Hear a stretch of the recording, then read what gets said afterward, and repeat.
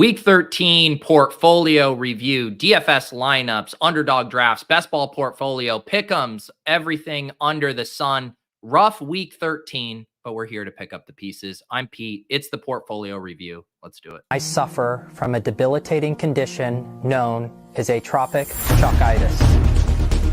Peter's one of the greatest depositors I've ever seen. Trust the process. Let's go.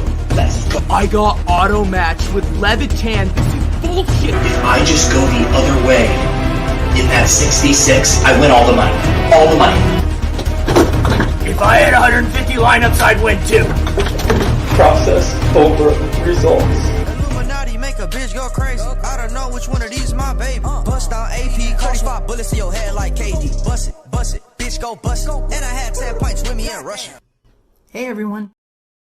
All right, GMs all around. I know some of you guys had some good weeks. Some of us had bad weeks. I certainly fall into the bad week category. Had Tank Dell on both of my main GPP teams. And of course, across my underdog exposure, Tank Dell was my highest exposed player across all. I think I did like 100 plus drafts. So yeah, it was a rough week on the injury front. You know, it's one thing when you just play bad, you don't like your lineups. It's another thing when your player breaks his fibula as an interior blocker on a QB sneak, a 5'9", 175-pound wide receiver. Yeah, let's go ahead and get him in there to be the lead blocker on your bastardized version of a tush push. Good job, Houston Texans. Good job. Thank you for that. Really great way to utilize your breakout rookie wide receiver. I'm clearly not tilting. I'm clearly over it now, but we are here to pick up the pieces, to lick our wounds. And I think we need to get the coffee going. We need to get the ducks fed, get ourselves in the right state of mind here to recap week 13. The ducks are being fed. Let me get my coffee going.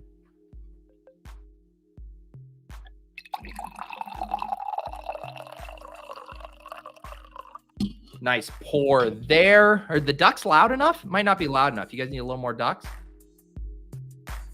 There you go. How's that? Yeah, let's see. Yeah, rest in peace, Tank, man. It's getting cold out. It's cold and rainy here in New England. The Patriots couldn't score a single point yesterday. My DFS teams couldn't score a single point. We're all chalking it up to the bad New England weather. We will be looking at the Deposit Kingdom contest, which totally not the FBI. Finished 30th in his first time. We also have a repeat champion. Little spoiler here in the Deposit Kingdom tournament. We will check that out here as well. Let's see. Mr. had a good day, though. 5x the 20K spy. All hail Brock Purdy. Nice job. Forget Zack Moss. It's Zack Miss. Yeah, we can talk about the sky high Zack Moss ownership. Although the ownership was pretty dead on for him in the small field stuff. Came in about 75%, which is about what we expected there. Zack Moss, of course, doesn't get there. 7.7 points yesterday. Let's dive in, though. Let's dive in here. I ended up rolling out 2 CJ Stroud double stack teams. And one thing that I kind of found myself struggling with when I went to build my lineups after the cram show yesterday morning was I wasn't liking a lot of stuff. It was either stuff that I could tell was getting incredibly steamy, the Sam Howell stuff, the Brock Purdy stuff, or it was stuff like the Sims didn't like. Like I kept trying to do Tua, Devon Achane, and Tyreek Hill, and I could not make lineups that the Sims liked at all. And I'm not beholden to, the ROI number whatsoever, but relative to the other lineups I were making, these CJ Stroud doubles that were grading out really well, I was just like, man, I'll have to find another way to utilize Tyreek Hill and Devon Achane, who I did really like. I did have a third lineup that featured those guys. We can look at that. But the main thing that was crystallizing for me as I made lineups was this CJ Stroud double stack was getting squeezed. Because if you wanted to play one of Tyreek Hill or CMC or even both of them, you just didn't have the salary to spend $8,100 on CJ Stroud, to spend $7,400 on Tank Dell, $6,800 on Nico Collins.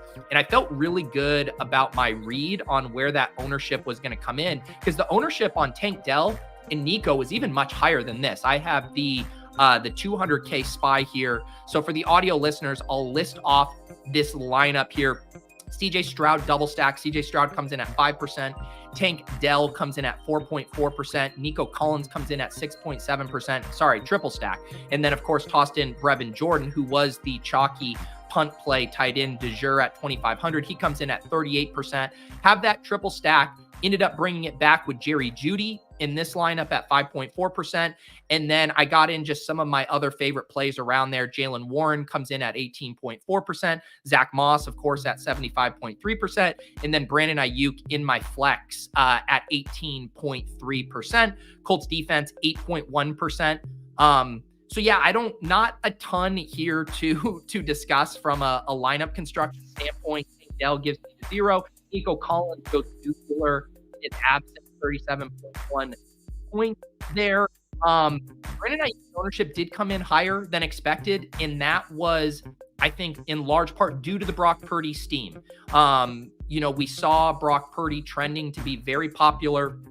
And similar to last week, right, where Josh Allen was the trendy, late, steamy quarterback, and Stephon Diggs was projecting for like 8 to 9% ownership. Then we flip over the cards and Stephon Diggs is closer to 18, 19%. Exact same thing happened here with Brandon Ayuk. I was constantly trying to think about, like, what are ways, if I'm going to use Zack Moss, that I could, either make my lineups different from other Zack Moss lineups, or kind of compound that. And so one thing I did in this lineup was use the Colts defense, kind of like that idea of, if Zack Moss is having a monster game on the ground, maybe the Colts defense is keeping Tennessee in check. The funny thing is the Colts defense actually ends up being a great play, 8%, you get 17 points, but that thesis did not bear out, as Zack Moss had a game that clearly in his tail end of outcomes. This is on the bad side, but well within the range of outcomes here. 51 rush yards, no touchdown. I guess maybe running a little bit poor on expected receptions. You figure he catches a couple more balls there. But yeah, ends up cratering about 75% of the lineups in the field there. And yeah, not too much else to write home about this. Felt good about this one. If I'm going to use a chalk Brevin Jordan, I want to be using it in a correlated fashion. I knew most of the field was not going to be stacking up Brevin Jordan with CJ Stroud. People were just going to be using him as a one-off. So, I feel pretty good about getting access to a really high ceiling triple stack in a really low ownership spot. Just tons of frustrating things with that game. They had a few drives early that stalled out. Broncos not really able to push them. Of course, the Tank Dell injury. So that's a little frustrating there. I see some talk about this, and I actually wanted to pull up a tweet. I actually bookmarked this. So O'Large here says, Sims have ruined ownership projections. Ownership projections will keep being wrong until the Sims adjust to the fact that they influence ownership. I don't know if this is ship my money's burner, but that's literally word for word the tweet I had pulled up that he said. And I did specifically want to talk about this because I think it's very true. Adam, again, just to make sure I'm pulling his words directly, I thought it would take a little over a season, but the industry is going to under-project chalk badly until they adjust for the Sims inflating chalk ownership. And I know a lot of you know what he means by this, but I am just going to explain it if you're a little confused, if you haven't been in the Sim streets. But basically what's happening, you have your stochastics, your solver Sims. That's what I use over from ETR. You got your Run the Sims. You got your Saber Sims. All of these sites are now, showing you optimal play based on their simulations. And what's happening is these target ownerships essentially, or target exposures, are now influencing ownership. So as an example, you run the solver and Zack Moss is showing up in 100% of these. And what it's essentially doing is giving players the confidence that a player is good play at that specific projected ownership, right? The problem is if you adjust that ownership, say in this Tyreek Hill example we have pulled up, projected ownership 28%, he comes in 5%. This is in the milli. It was even higher in small field. That's a big difference there. And so what's happening is the Sims are saying at a 28% ownership clip, he is a smash play. Put him in every single lineup or whatever. But at, say, 45% ownership, the Sims would probably actually do a 180 on that and say, well, maybe you do fade him. Maybe you go down to CMC. Maybe you make a pivot to some other high-priced guys. So there's this leveling game that's going on here where the Sims are dictating ownership, driving ownership high. But the whole reason the Sim liked the play in the first place was because of a fixed ownership level. And so now it's this seesawing effect that we're all having to deal with. And I will say, one of the things that has been most valuable for me, and this is a plug for the premium shows, but it has been the most valuable thing for me building lineups on Sunday, is on the cram shows that we do every Sunday at 10:45 a.m.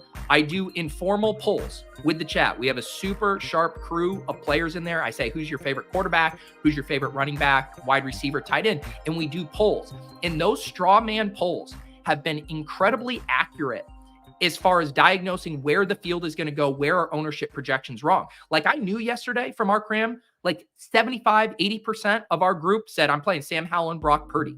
And I was like, holy cow, like the CJ Stroud stuff is going to come in way low. Like a lot of people aren't getting up to Tua, you know, in that kind of actually understanding what are the hyper engaged players going to do has been the most valuable thing to me as far as predicting ownership compared to actual ownership projections. And we talked about this on Lulz on Thursday. You know, Brian's really trying to revamp his ownership projection process to kind of deal with this dynamic as well. And it's a really interesting thing and very 2023 DFS that we're having to deal with right now, this leveling dynamic. So I guess my takeaway for everyone is you can't take these ownership projections as gospel right now. There's too many meta leveling games going on. You really need to apply some critical thinking. You need to listen to some content. You need to see what people are saying. You need to talk to other GPP players. What are they doing?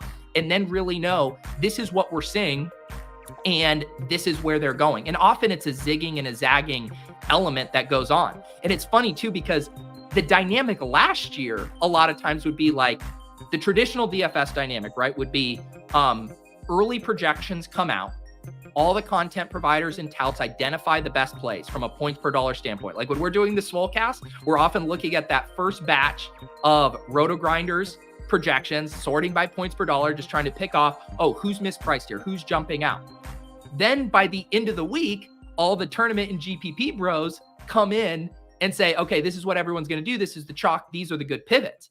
The problem now is we're layering on another leveling element with the Sims. And the Sims are basically recalibrating that and saying, no, this player actually is a good play at this percentage. And then the field is adjusting from that. And so it is really this kind of Russian nesting doll dynamic of leveling right now. And you can either hate it or you can love it and think it's really fun. But at the end of the day, we now do need to adapt to these new conditions. So that is my little rant about ownership projections being off, how Sims are impacting it. And I definitely think that's the case. Let's look at my other lineup. It was very, very similar. Like I said, I couldn't find a lot that I liked on this slate. So I did another CJ Stroud triple stack. And instead of bringing it back with Jerry Jeudy, I did one with Javonte Williams, who was another play I liked a lot. He was projecting very well. He was high up in the ETR points per dollar ranks for running back values. Knew he was going to get squeezed here as well at 7.2%. And then in this lineup, instead of Ayuk, and I ended up getting to an AJ Brown, saying, could I get an AJ Brown alpha game here? And then as my punt play, ended up using Elijah Moore here, and then Panthers defense. So another lineup, nothing special here. Javonte Williams doesn't get there. Elijah Moore was fine at that price and ownership. Very happy to get 12 points from Elijah Moore. AJ Brown can't keep up with Deebo Samuel in that game. So just another sad trombone of a lineup. But again, I'm not like beating myself up over this one. I felt really good attacking that Houston-Denver game environment and just couldn't get the pieces to come together there. Obviously, the Tank Dell injury just really wiped out any chance of a big score. Let's just really quick take a look at what won this SPY here. We had Brock Purdy stack, of course, to Deebo Samuel. You really had to have that Brock Purdy to Deebo stack. And this was one where I just didn't beat myself up too much for not having this. I knew the Brock Purdy ownership was getting out of hand. And this is another example about the Sims leveling. I think ETR had the Brock Purdy ownership around 18, 19%. Someone can correct me if I'm off on that. He was grading out as a very good play. I'm telling you right now, if the Sims knew he was coming in closer to 30%, it would not have been showing good ROIs on Brock Purdy double stack stuff. So that was my own kind of finessing. Hey, Brock Purdy's getting steam here. Deebo Samuel was by far the most attractive stacking option with Brock Purdy. I think you could argue CMC, but just when you factor in the price, Deebo Samuel at 6,200 was objectively underpriced here. And then when you're comparing it against a very expensive George Kittle, expensive Ayuk, expensive CMC, we knew Brock Purdy to Deebo was going to be the chalk stack here. So yeah, we look again at this lineup that takes it down. And I mean, it's chalk city. You were able to win tournaments yesterday, even with Zack Moss. You had to have Tyreek Hill. I mean, 54% for Tyreek Hill in the SPY, 54% small field ownership on a $9,600 player. Pretty wild there. Again, Sims had him coming in more in the 40% range. Or might have been even slightly lower for projected ownership in small field. Rachaad White at 36% in this lineup. Michael Pittman was a nice leverage piece here at 7.6%. You knew he was going to get squeezed with so many people not necessarily wanting to play Zack Moss and an expensive Michael Pittman together. Curtis Samuel was a very popular bring back or mini correlation with Dolphin stuff. He comes in at 28%. He just chalks it right up with the one-off punt. Brevin Jordan, Deebo Samuel. I haven't even seen what the cash team was yesterday, but I imagine it looks a lot like this, right? Are any of you cash bros in the chat? I'm guessing outside of Michael Pittman, every single one of these players was in play for cash, would just be my guess. So much for Chalktober being over, because it's carried over into November and into December as well. Just play the best plays, win $50,000. Easy game. Yeah, this is a good point from Easy here. The big ownership misses end up being correlated. 9,600 Tyreek coming in over, leading to 4,100 Samuel. And that's another good point about the thinking through ownership shifting, right? The way ownership is projected for all of these sites, it is individually projected in a vacuum, right? We've already talked about how it's generally getting generated by an algorithm, right? It's, churning out thousands and thousands of lineups, seeing which players are getting or appearing most frequently, and then saying naturally players are going to get funneled to the best points per dollar plays. This ends up being the chalk. And then the sites who are really good at it, like I really trust ETR's ownership projections, they're massaging that through the week, adjusting for injury, for some public sentiment, for how roster construction dynamics. But even that isn't fully accounting for how these combos pair together, as Easy mentions here with the Tyreek Hill and Curtis Samuel. And that's like a soft science. That's really hard to get right. But I do think it goes in conjunction with the Sims, right? The Sims are going to like players in the same game. The Sims are factoring in those correlation boosts. And so once you see all the Sim bros are saying, wow, a lot of Curtis Samuel popping up in my Tyreek Hill lineups. Well, now not only are those individual ownerships going to be high, but combinatorially, they're going to be supercharged in tandem because people are seeing that popping up. Everyone is so hip to those correlation principles now that I do think you really want to think through that stuff. And I mentioned it on the cram yesterday where I was saying how I was going to have a hard time getting to the Sam Howell stuff, just knowing how popular it was going to be, but that I wanted to not do, if I were doing it, I didn't want to do a Sam Howell with Curtis Samuel and Logan Thomas, because I could tell that's where everyone was funneling and saying, hey, maybe you toss in Jahan Dotson there. Maybe the steam coming off of Terry McLaurin, which we saw the McLaurin and Curtis Samuel ownership flip by the end of the week, thinking about intentional ways you could make that more unique because so many people are getting funneled into this direction based on these sims, based on these value projections. So that is a note to file away too as you build these lineups and thinking about how these pairs are most frequented. I did have one other lineup here, and for a while yesterday, it was my best lineup. And this lineup was basically after I built out these CJ Stroud double stacks, and I'm like, all right, I have no Tyreek Hill. I don't want that to be the case. I have no Devon Achane. I do not want that to be the case. I need to get these guys in a lineup together. I was not going to full fade them yesterday. And when I was running lineups in the Sims, like lock buttoning Tyreek Hill and Devon Achane, it was so hard for me to find a quarterback stack around them that the Sims like. And the two that kept popping up were Russell Wilson stuff and some of these vomit stacks with the Steelers value. And I said, you know what? Let's put on my big boy pants. Last week, I rolled out the super gross Derek Carr triple stack. I said, let's run it back here with the Kenny Pickett vomit triple stack here. And what was so funny is this lineup was cashing for a little bit exclusively because of Devon Achane dropping 25, almost all in the second half, and Tyreek Hill, of course, going for 35.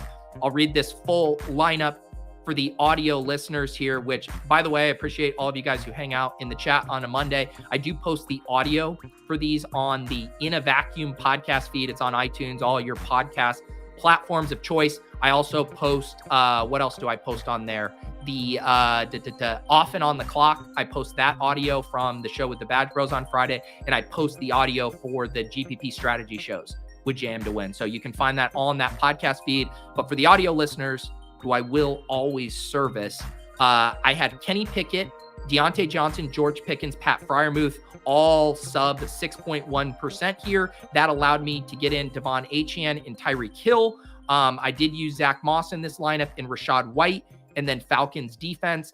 And it's similar to my Derek Carr lineup this week. It's like when I know I'm so far off the board with the stack, I know I can just jam in the best plays around it. So Rachaad White, I knew was going to be popular, but 6,300 perfectly fit here. I said, I'm not going to gal brain this. I guess I should have played Deebo Samuel in hindsight because he was right there as well. But yeah, overall, I feel good about this lineup construction as well. And it's the second week where basically the gross triple stack has not hit and the lineup has been very live, which I do think is a takeaway for me as well, as far as when that stack does hit, you are going to position yourself so far ahead of the field. Obviously, Kenny Pickett hurts his ankle. He's going to be got surgery today, is going to be out. So that 3 points hurts. And the offense ended up struggling there. Deontay Johnson gets a touchdown. George Pickens had some nice deep balls. I thought we were going to get cooking there. They rammed Najee Harris into the line 4 fucking times or whatever at the goal line. Doesn't get there, but this was really the only way I could get that Tyreek Hill and Devon Achane combo to work in a way I liked. Ended up getting pushed out of the cash line in this smaller SPY. I did decide to put this one in the smaller SPY just with that aggressive onslaught of the Steelers. But yeah, I don't mind this lineup. I've been liking this style of picking off the, really cheap values and basically thinking about these guys as a block of plays. So looking at Deontay Johnson and George Pickens, their combined salary here of $9,800, and saying, what can I get for $9,800 from these guys in an awesome spot? I also kind of like the leverage of knowing Jaylen Warren was going to be super popular. What if the touchdowns come through the air? So yeah, don't have much more to say about this one. The other one I was looking at was Russell Wilson stuff, but it was just harder to like that stack because my favorite players with Russell Wilson were Javonte and Judy, and then kind of doing the quarterback, running back, wide receiver, and then you're having to jam in, theoretically a Texans player to kind of logically make that lineup work, where here, this one just went the other direction. What you needed was James Conner and Trey McBride. Trey McBride ends up being the second highest scoring tight end on the slate. So this one doesn't get there. It is what it is. Those were my 3 lineups, 2 CJ Stroud triple stacks, and then I had to do 1 lineup to get in Achane and Tyreek Hill. And I will say, I know on the cram, I said I had wanted to build 1 lineup without Zack Moss. Did not end up getting there. kind of frustratingly so. I fell into a lazy trap as I was putting these together and using the Sims, and it's just like Zack Moss. I had mentioned on the cram that the Derrick Henry Titans defense would be a really good correlation and way to leverage that Zack Moss ownership. Wish I would have had the stones to stick with that, but I did not. Let's check out the Deposit Kingdom League here. I need another sip of coffee to catch my breath, and then we will review Rupesh's winning lineup here, his second time taking down the Deposit Kingdom rake-free tournament this year.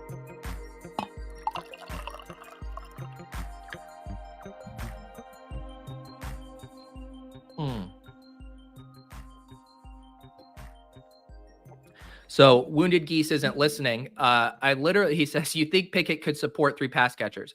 No, I wanted him to support 1 pass catcher at 9,800. I highly recommend tuning into our strategy show on Friday with JM.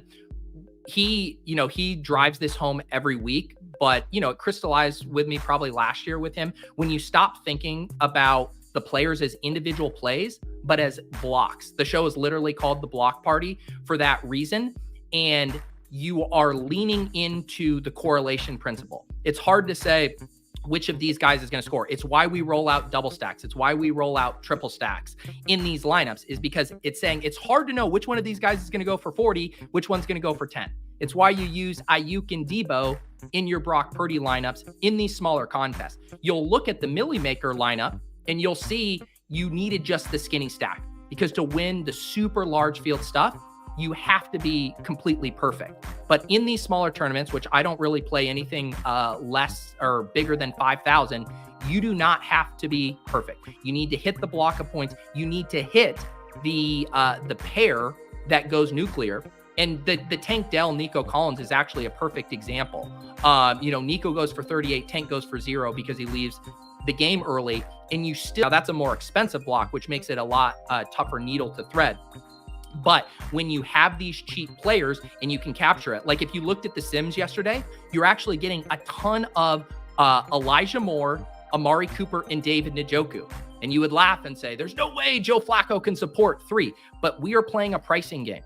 This is all this is. It's not about Kenny Pickett supporting things. We are playing a pricing game. If Kenny Pickett's salary was $1 and all of his players were $1, would you care about Kenny Pickett supporting it? No, you would say the amount of points I am getting for this block, to use a hyperbolic example, is far outweighs whatever hand in the dirt or whatever. And it also was an objectively good spot for the Steelers. The Cardinals have given up big games every single which way. But yeah, once you open up your eyes to thinking about these players, specifically the cheap ones, as a correlated block, you'll start seeing the board more clearly. Let's review Rupesh's lineup here. Brock Purdy, here we go again with the correlation thing. Brock Purdy to Debo in CMC. I would argue that CMC at 9,000 doesn't even pay off a 22-point price tag, but it doesn't matter when you lean into the correlation and you play Debo and you get him dropping 38 points there. What else do we have in this lineup? We just kind of played the best plays around it. Here's again that cheap correlation pairing here. Elijah Moore, 3,500. David Njoku, 4,100. You play those 2 guys for 7,600. They don't get there fully, but Elijah Moore pays off his salary. And because he had so many of the other big performers in Nico Collins and Debo Samuel and Brock, did not matter that he got the snowflake there from Njoku, but this is definitely a sim lineup if I have ever seen one. You play Rachaad White, Zack Moss, and Falcons defense. Falcons defense ended up being a really nice play opposite Tim Boyle there. Goes for 17 points. ShaidyAdvice. Didn't ShaidyAdvice win a milli yesterday? I'm pretty sure that's the same dude. This guy is out here winning $1 million. Do I need to go look for that? Is that true? ShaidyAdvice. Yeah, here we go. Look at this. ShaidyAdvice won $1 million. Is this the same lineup? 188.66. So this must have been in the bigger milli. Look at this. Rupesh, that's a feather in your cap right there. You know, this guy might have won $1,300,000 yesterday, but you got the crown in the Deposit Kingdom. He could not beat you. But shout out ShaidyAdvice. It was a couple weeks ago, Short Gamer TV one of our YouTube members here took down the big Millie, and ShaidyAdvice here with, I guess we can just look at the lineup in here because it's the same one. Had the Brock Purdy, Deebo Samuel, Brandon Ayuk. Here we go back to the correlation. Brandon Ayuk at 30%, 7,200 does not pay off his tag, but when you're using it to get to Deebo Samuel, you get those 38 points. Boom, correlation there. Kyren Williams, he was an interesting play. I know some projection systems were down on him, which kind of funneled into lower ownership. 10% there, Kyren Williams getting 20 points ends up being nice. Plays Devontae Smith as a bring back here, so pretty classic double stack and a bring back. And if you were looking at a lot of the winning lineups yesterday, you once again saw a bunch of 2 tight ends. You saw Laporta with Brevin Jordan. You saw Trey McBride with Brevin Jordan here. I have to get over the mental block. And I know a lot of us have it. I know Levitan has it when he talks about it, of not liking how it feels to play double tight end, but it makes so much sense when you think of Brevin Jordan as the punt play, right? If you're thinking of him like Greg Dortch, like Elijah Moore, like Jamison Williams, except he's $1,000 cheaper than those guys, and his target expectation isn't that different.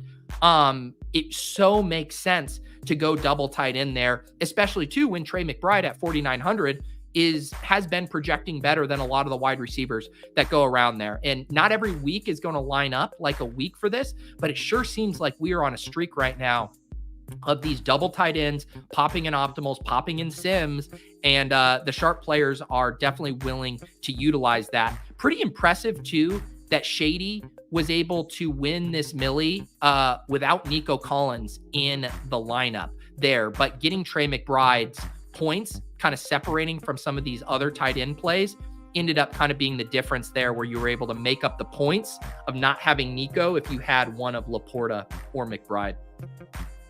Let's see here.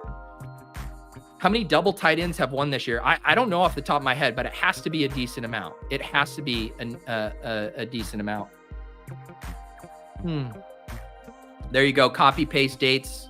This is what you go home and you tell your family, you tell your friends. You're saying, hey, yeah, this guy's a millionaire, but I beat him in the Engage 8. I beat him in the Deposit Kingdom tournament. That's all that really matters. That's all what that really matters. Thank you, Angelina, for hanging out. We do have the coffee going here. Historical anomalies. We have another Deposit Kingdomer chasing Karain. It's true. I don't know if Shady self-identifies as a Deposit Kingdomer, but he's in our contest, so he's lurking in the Discord. I know I saw Whistles. Whistles is actually claiming Shady as part of his tree. Shady shouted out Whistles in his tweet, saying that Whistles is the one responsible for getting him into DFS. I guess they were in a poker game multiple years back. Maybe I'll have to get Shady on a DFS After Dark. Get his backstory here one of these days. Yeah, show yourself, Shady. Where are you? Reveal yourself. My guess is he's hungover and still sleeping. That would be my guess. Jay Chang is so screw DFS, ready for best ball.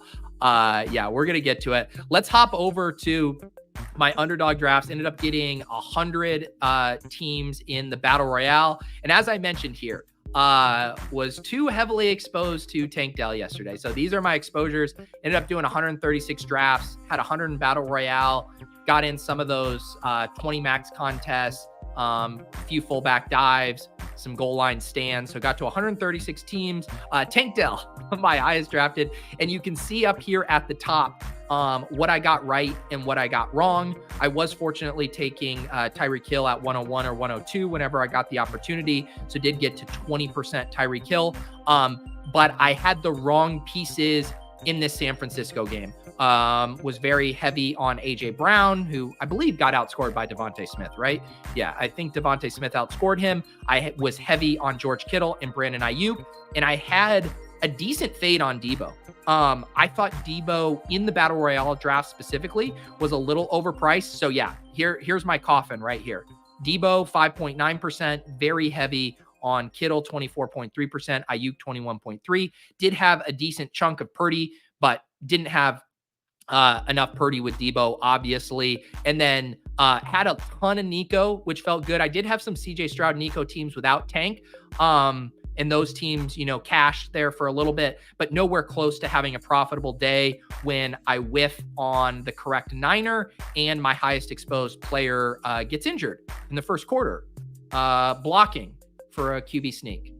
Yeah, I'm definitely over it. Had too much Zack Moss here. So yeah, a lot of whiffs from a portfolio standpoint. Did have a decent amount of Trey McBride, which helped, but not enough Sam Laporta. Laporta was also going in that range where I talk about it a lot, where the weeks I'm really going to get dusted is when, say the tight end 4 through 6 goes off, because those guys generally don't project as well as the top 3 tight ends, and they don't project that much differently from tight end 7, 8, 9, 10, who are getting drafted in a fraction of the draft. So like the equivalent yesterday, for those of you who aren't playing in these battle royales, it would be like, you look at the DraftKings projected ownership, and Sam Laporta is projecting for 100% ownership, and Juwan Johnson is projecting for 30%. That's essentially the dynamic that you're looking at. And so I end up playing more Juwan Johnson, Logan Thomas. I made exceptions for Kittle and McBride because I thought they were separating the most. Maybe a process mistake on my side not to include Laporta up there. He had flashed that upside earlier in the season, had cooled off lately. The Saints have actually been good against tight ends. And I guess maybe just too much of me watching the Lions fail in some of these spots recently has had me spooked there. So I definitely shortchanged Laporta's upside. That carried over to my ownership, which carried over into me not making much money yesterday in Battle Royale. Let's look. I did want to look at the winning team here from Battle Royale because it's a really interesting team in that I would call it a very logical team. There's correlation everywhere here. Brock Purdy, skinny stack to Deebo Samuel, a mini correlation with Alvin Kamara and Sam Laporta, and then the 2 Dolphins, Devon Achane and Tyreek Hill. Like, this is a lineup that I think any of us who kind of understand correlation, understand these drafts, could have landed on. And I'm honestly surprised that it wasn't duped, because there wasn't a single player here that wasn't getting drafted in basically 100% of contests. Devon Achane had the lowest ADP of the bunch, 31.8. And I would say, as a rule of thumb, I almost always have at least one player in my Battle Royale lineups who has an ADP after 35. Basically saying I want to have one guy who isn't rostered at 100% clip by the field. So every single player in Harrison 1992's lineup was drafted in every contest. So this ended up being a week. You just had to get the right combinations. There wasn't any insane values here. Took Tyreek Hill at 1-2, comes back at the 2-3 turn, grabs Kamara at 15, Deebo did they grab Laporta first? So then went, wait a second here. Where did they get? Yeah, Tyreek at 1. Oh, sorry, I was looking at the ADP. Took Laporta at 13 and Deebo, later. So did Kamara, sorry. So did the Kamara Laporta at the 2-3 turn, then did Deebo and Brock at the 4-5 turn, and then took Devon Achane with his last pick at 36. So very nice lineup. This is one of those lineups where I probably would not have built this, because I'm scrolling down. I'm probably like, I could have seen myself building this lineup and then taking Juwan Johnson as the tight end, just to get a little bit off the board at tight end there.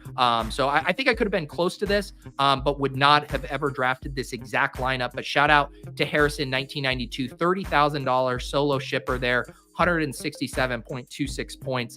Very nice team. My best lineup here was a Brock Purdy. And this was one where all of the players were drafted in most contests, but I knew this start, I believe, was going to be pretty unique. So I did Tyreek at 1, ADP 1.2, then getting George Kittle at pick 13, his ADP at 10.5, and then Brandon Ayuk, his ADP 9.7, pick 12.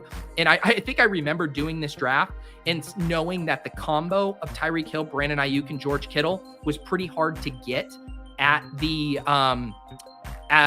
from the 1 spot, because maybe you would get one of Ayuk or Kittle there, but generally both of them were not there. So then that funneled me to Brock Purdy. I loved pairing Achane with Tyreek Hill, so did that, and get the Nico thing here. So this lineup, if I take Deebo Do I do that if I have Debo instead of Ayuk? I win all the money. Probably not. Still probably what, 20-point difference there. What a Debo. Now I want to torture myself just for kicks. 33.8 versus 13. So exactly 20 points off. So that puts me up to 154.56. If I just go the other way in that 1v1, I win $500. All of that for a 26th place finish. So I'm actually thankful. Who needs $500 and a carrot of optimism when you're just going to get kicked in the dick anyways? Let's see. Goal line stand. I think my best finish had a team finish in 23rd place of the goal line stand. I believe there ended up being some overlay in this one. Yeah, 6,252 entrants or spots, and then only 5,124 in there. This is another note here. Definitely be checking the Underdog lobby close to lock there, because this one was trending for overlay. Certainly helps. Like when you remove that 81.9%, or sorry, that's the fill percentage. It's essentially a rake-free contest, even a little bit more than that. So need to be taking advantage of that. Wish I would have had more time to do some more goal line stands. This team ended up being a scroll down special. I ended up getting boxed out of my stacks here. Started Keenan, Debo, and Nico. And then kind of just built out a backdoor thing with Russell Wilson and took James Conner with pick 67 there.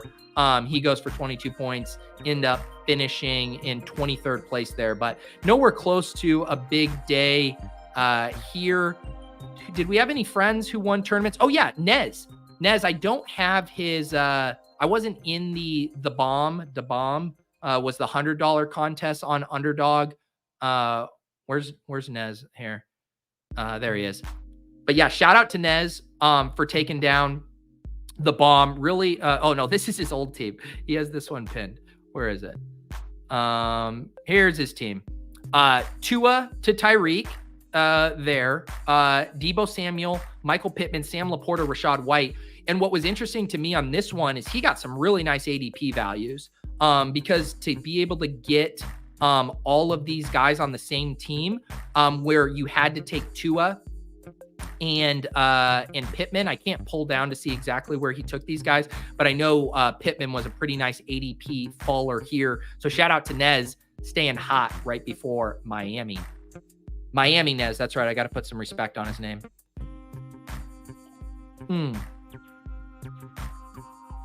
Shout out to producer Phil in the hopper here, helping me on the ones and twos behind the scenes, and also reminding me with the age-old wisdom that we all need to remember. You just play the best plays. You just play. Shout out to Mark, got 5th place in the Hurry Up 2 in my first Underdog Weekly tournament. Welcome. I think you put that in your Twitter bio. Those are the rules. Got 5th place in the Hurry Up 2. That's how you encourage all of the spam bots to start following you. Hurry Up 2 brings all the boys to the yard. There you go. Yeah, got Pittman at 36. So pretty nice ADP value there on Pittman. Sidestep Zack Moss. That was another thing that was tough for me from a portfolio standpoint with drafting battle royales is so like earlier in the week, right when we got the JT news, Zack Moss was very mispriced in drafts.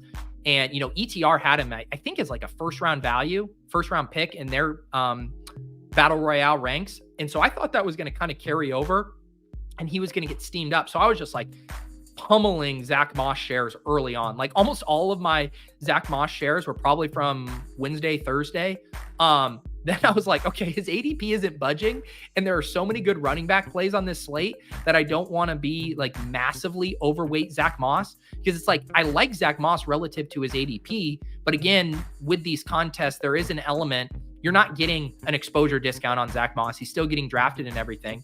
And we are just chasing raw points. And you scroll down and there's the Lions backs. There's Devon Achane. There's Derrick Henry. You know, there's all these guys, Jalen Warren, Najee Harris. There were so many good plays that were going after him that I did take my feet off the gas. Thankful for that. I would have had an even worse day. I know some people might even lean into that more. I know John Warner from the Badge Bros is willing to be like, screw this. This guy's mispriced. I am going to just slam it in on him. I think I'm a little bit more willing to do that if the guy isn't getting drafted quite as much. But with his ADP, I think it topped out at like 22 or 23. I ended up just taking my feet off the gas, and I'm glad I did. Wish I would have gotten a little more Derrick Henry, though, in that same game. All right, the chat's talking BBM. I believe that is how we should head that way.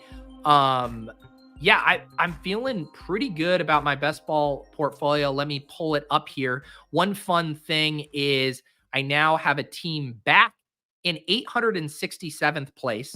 I have 4 teams in the top 10,000. I had 5 going into Sunday Night Football, got dropped down. Maybe all the Christian Watson teams surging there last night on his 2 touchdowns. But yeah, I can pull up this team. I believe I've showed it. I'm going to use my guy, Patrick Donovan, aka PD, has the awesome site you guys have seen on here, the Best Ball Mania database, aka BBMIV.com. I have the link down below. Super helpful screener for reviewing your portfolio, the portfolio of your opponents. He even added this thing where you can do roster options. So you can look at all the teams that have 4 quarterbacks. Last week, we were messing around with this a little bit. You can look at specific players. But yeah, I have a team in 869th now. Pretty fun team. I believe I have pulled this one up. I think this was the one I drafted on the club. Let me head over to my best ball tab here. I believe this is the one I drafted on the club early in draft season here. Let me just check. Yes. So this was my 6th overall draft here. I'll go back to the screener because it's a little easier to see. It's a Tua Dak team. Really like that combo there. Running backs, Tony Pollard, Josh Jacobs, Samaje Perine, Raheem Mostert, Tank Bigsby, Chuba Hubbard. Really nice to start getting some signs of life from Tony Pollard, who's starting to play better. Raheem Mostert continues to score every week. And then Chuba really coming along lately. It seemed like they were pulling his usage back there for a minute, working Miles Sanders in more in the passing game. But then you see him really operating as the lead back yesterday. And then I love these wide receivers. It's the Tyreek Hill stacked with Tua. But then we have 2 double stacks without the quarterback. So Christian Kirk and Zay Jones, Chris Godwin and Mike Evans. Here's another notch in the belt of correlation. Like Chris Godwin and Mike Evans, instead of trying to figure out which one's going to have the monster year, you just take both. It ends up being Mike Evans going absolute gam mode again. Him and Tyreek Hill just week after week. Doesn't matter the matchup. Those guys get it done. Have Michael Gallup. And then a couple rookies here. Jaden Reed already kind of breaking out. And then who knows? Marvin Mims. Marvin Mims does just feel like the quintessential Tyquan Thornton, KJ Hamler, the guy that does nothing, but you don't hate to show up to the finals with. Like if you see Marvin Mims and you're like, he does feel like the guy Sean Payton could remember exists in week 17. And then I like these tight ends here too, TJ Hawkinson, Jake Ferguson. So yeah, really like this team. Think it has some nice legs here. A couple of my other teams we have certainly looked at before. It was a super bummer because I've been talking about this team I drafted with Reeves on that final marathon stream. It is currently advancing, but we just took a hit last night because Kenny Pickett is now out. But I've been calling this, I mushed this team because I called it the team of destiny. I was texting Reeves yesterday because right out off the rip, Alec Pierce scores a touchdown. And, Alec Pierce has been dead this year. So when Alec Pierce scored a touchdown and then Laporta was going off, I was like, maybe this is the team of destiny here. And then, of course, Kenny Pickett is now getting surgery on his ankle, and we're going to need Jared Goff to carry this team for a while. But still a really fun running back room here for the audio listeners. It has Breece Hall, David Montgomery, Khalil Herbert, Jalen Warren, Zack Moss, Gus Edwards, and Jerome Ford. The quarterbacks, Goff and Pickett. And then we have the, similar to that other team, 2 sets of double stacks without the quarterback. A.J. Brown and Devontae Smith couldn't get Hurts. DK Metcalf and Tyler Lockett couldn't get Geno. George Pickens, DPJ. We backdoored the stack with Jared Goff on DPJ there, Alec Pierce. And then 2 tight ends that I like a lot here, Pat Freiermuth and Sam Laporta. So hopefully Trubisky can keep this offense relatively afloat. And then who knows, maybe get Kenny Pickett back. Otherwise, we're just going to have to raw dog it with Jared Goff there. Yeah, the stuff I think I'm most excited about with my portfolio is just like my Laporta bags and my McBride bags. I have Laporta on 26 teams. 7 of 26 of those are advancing. Have a ton here bunched up though. Like you look at the place of all these teams, so many 4th and 3rd place teams, 11 points back, 21 points back, 50 points back, 42 points back. So it'd be really nice if we could get a few more of these Laporta teams in, and then McBride too. Been pretty pleased with having 17 shares of him here. 6 of 17, 35 advancing. These ones aren't as close. I don't know if I'm going to be able to sneak in any Trey McBride teams here. 112, 96, 40. But yeah, McBride, Laporta looking like key difference makers. I always forget how much Chuba I have. I thought I had a decent amount. Have 23. Only 4 of the Chuba teams advancing. 17.4%. He is on that best team there. A decent bit back on some of these other ones there. Kind of surprised that Chuba doesn't have a better advance rate for me. I guess it's mainly been him having like good games, but not great games. Not having those massive spike weeks. Then the real question, right, is how many Devon Achane teams can you drag into the finals here? I have him on 20 teams. He's currently on 8 of 20 that are advancing, 40% there. Have a decent amount of 4th and 5th place teams with him. I mean, the fun thing about Devon Achane is the way this guy plays, man. You look at a 50-point gap with another player and you're like, how am I going to chew up that gap? With Devon Achane, it does really feel like you could chew that up in a couple of weeks. So here's to hoping we can get as many Devon Achane teams in as possible here. I've been saying Raw Dog too much. I said Raw Dog on the cold open of Lulz the other day, and really just unfortunate context too. It's one of my verbal crutches right now, saying Raw Dog. Yeah, we should look at weekly winners. I always feel bad because every week, like, someone will comment and they'll be like, wait, you're not going to look at weekly winners? And I'm always like, well, I haven't had a sweat. I have not had a sweat in weekly winners. My like official weekly winners take is I love the format. I love the concept. I think we need much smaller contests and we need higher dollar ones. I think having higher dollar ones in smaller contests will make the sweat so much more fun. Like, I would love to have like a single high stakes weekly winners team that I can check in on each week that's only competing against a couple hundred other teams or something like that. It's been hard to get excited about weekly winners from a sweat standpoint. It looks like I have one team that's cashing this week, and you just see how far off. Like, my best team this week has 168.46 points, and it's, 50 points, 50 plus points off of first place. Here from Eater. And what were we saying? Ben wanted me to look at, please look at the lineup in first and weekly winners. It was a week 13 buy stack. No way. Jimmy Garoppolo, Gus Edwards, Foreman, Davian Harris, Odell. Am I looking at the right one here? Seattle. So he has the Geno game. You get the DK Metcalf. You had to have that. Debo Samuel, CeeDee Lamb, AJ Brown. So we do have a 0 RB build here. Look at this. James Conner and Chuba. All you need right there. I mean, this is the 0 RB nuts right here. And I built a lot of teams like this, not with these players specifically, but just this kind of structure where it's like, let me get in all of these good wide receivers. You hit on the Sam Laporta cheap tight end. I think I had way more elite tight end in this format, which is not going to work out. Kelsey not putting up massive scores. Mark Andrews out for the year. The Laporta McBride stuff definitely looking like a bit of a cheat code, but just loading up on these wide receivers. I mean, what?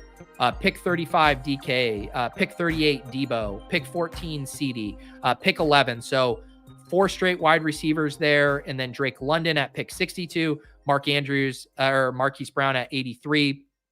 Just loading up on wide receivers with the first 6, 7? Yeah. So the first 1, 2, 3, 4, 5, 6, 7. First 7 picks of this team, all wide receivers. A true piss boy taking down 20,000 here. Let's see what my team looked like that was cashing. It was a punt QB team: Brock Purdy, Kyler Murray, Derek Carr. Kind of what? I don't even know what you would call this. Modified hyper fragile. Devon Achane, Kenneth Gainwell, Ramondre Stevenson, J.K. Dobbins, Dead with Dobbins, Tyreek Hill, Devontae Smith, Cortland Sutton, Olave, Ayuk, JSN, Michael Wilson, Rashad Bateman. Do have the Sam Laporta, Trey McBride combo here. So you just see how goddamn perfect you have to be on here. And it's, I did really enjoy drafting these, but it's just too big. It's too big. 261,000, having to have the nuts to have a sweat. So yeah, I'm excited to see a revamped. I know people have been talking about in the lobby. What do we have? A playoff weekly winners tab here for rankings. I imagine that will be launching soon.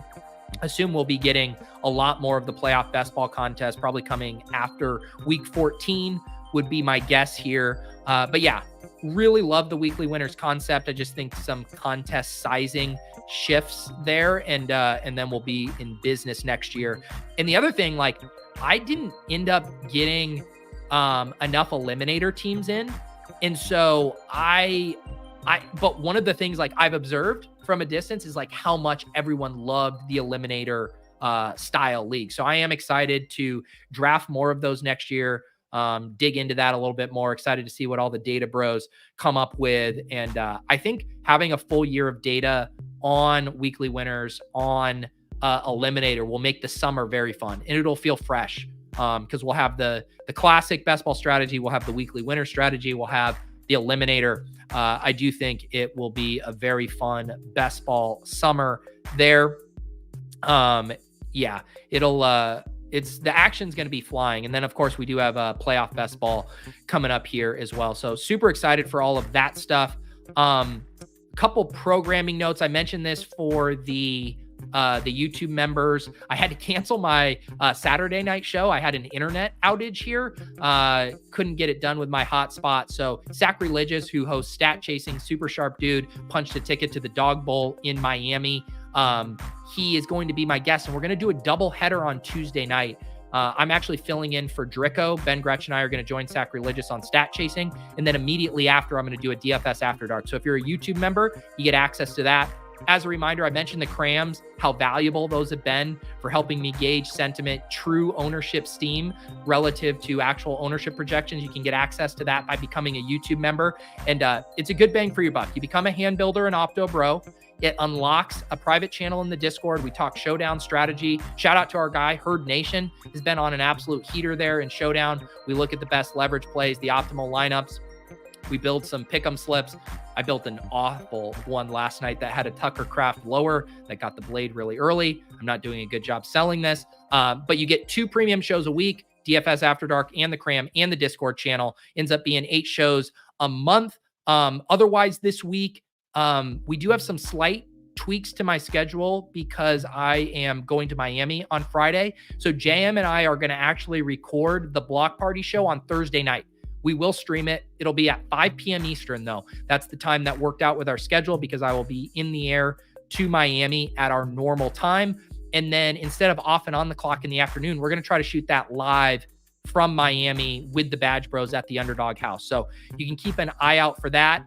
I probably won't have a DFS After Dark on Saturday night because we're going to be at the Underdog draft event for the live final for the Dog Bowl. But then I am going to try to do my cram on the road on Sunday. So that's the programming schedule. We'll have the club tomorrow, probably an early look at the week 13 or week 14 slate and all the other usual stuff this week. Shipcast on Thursday, Lulz on Thursday, all of that good stuff. Hop in the Discord if you guys aren't. That's where I'll be posting the week 14 rake-free contest. Shout out again to Rupesh for taking that down. If you want to compete in that, I post that link exclusively in the Deposit Kingdom Discord. Thank you, as always, to all of you guys.